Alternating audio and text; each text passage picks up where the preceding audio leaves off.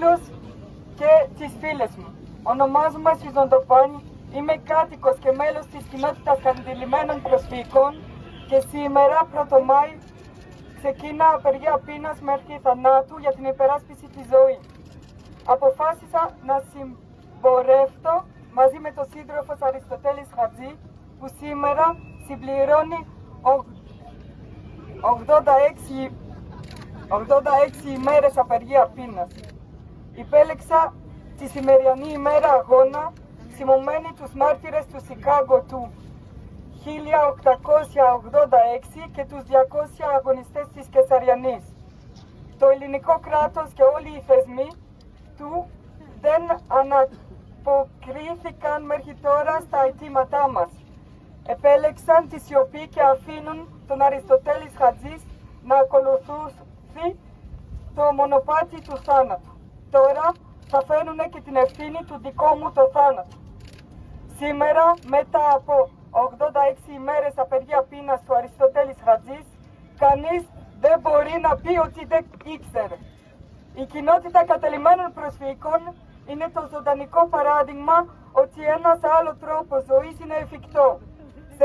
Σε ρήξη με τον κυριάρχο καπιταλιστικό πατριαρχικό κόσμο. Σε μια εποχή παγκόσμια κρίσης και ενός παγκόσμιου πόλεμου, ο μόνο τρόπος για να μπορέσουν οι κοινωνίες μας να επιβιώσουν και να δημιουργήσουν ένα άλλο παράδειγμα είναι χτίζοντας τον κόσμο της κοινότητας, της αυτοοργάνωσης και της αλληλεγγύης. Και αυτό είναι ο λόγος που τα προσφυγικά δέχονται επιθέσεις.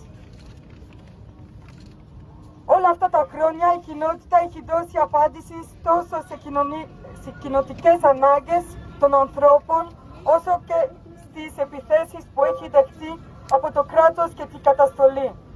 Έτσι έχει χτίσει η συλλογική μας δύναμη και οι δεσμοί μεταξύ μας. Παραθέτω τα λόγια μας ως γυναικεία δομή των προσφύγων με την ευθύνη και τη δέσμευση που έχω ως μέλος της. Αυτή η συντροφικότητα που δημιουργούνται διαμορφώνει ένα συνολικό σύστημα αξιών και στασιών που εγγράφεται από τον τρόπο με τον οποίο θα συνομιλείς με την γειτονίσσα σου μέχρι τον τρόπο που θα σταθείς στον δρόμο και δεν θα αφήνεις κανένα και καμία πίσω σου. Στην ουσία, αυτοί οι δεσμοί αποτελούν τη συνολική μας δύναμη που είναι το όπλο για την αυτοάμυνά μας. Προχωράω σε αυτή την απεργία πείνας μέχρι θανάτου πάνω στη βάση της συλλογική απόφαση μας ως κοινότητα να δώσουμε αυτόν τον αγώνα μέχρι τέλους.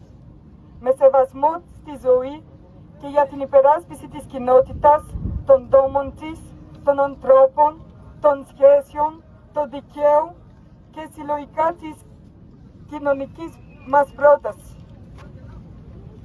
Τα αιτήματα αυτής της απεργία πείνας είναι άμεση ακύρωση της συμβάσης από την περιφέρεια Αττικής, η παραμονή όλων των κατοίκων των προσφυγικών στα σπίτια, στον τόπο και στην περιοχή που διαμένουν και έχουν σύνδεση κοινωνικά, πολιτισμικά και οργανικά μαζί τους, να δώσουν έμπρακτες εγγυήσεις για τον αποκαταστασή των προσφυγικών από την αστική μη κερδοσκοπική εταιρεία με τον επώνυμα κατοίκη και φίλοι προσφυγικών Λεωφόρων Αλεξάνδρας Άμκε, με την δική τους χρηματοδότηση ούτε ευρώ δημόσιο χρήματος για την ανάπλαση των προσφυγικών.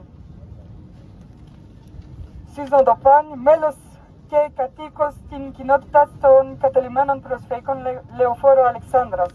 Ή θα νικήσουμε ή θα νικήσουμε. Θα νικήσουμε! Θα νικήσουμε! Θα νικήσουμε! Θα νικήσουμε! Θα νικήσουμε!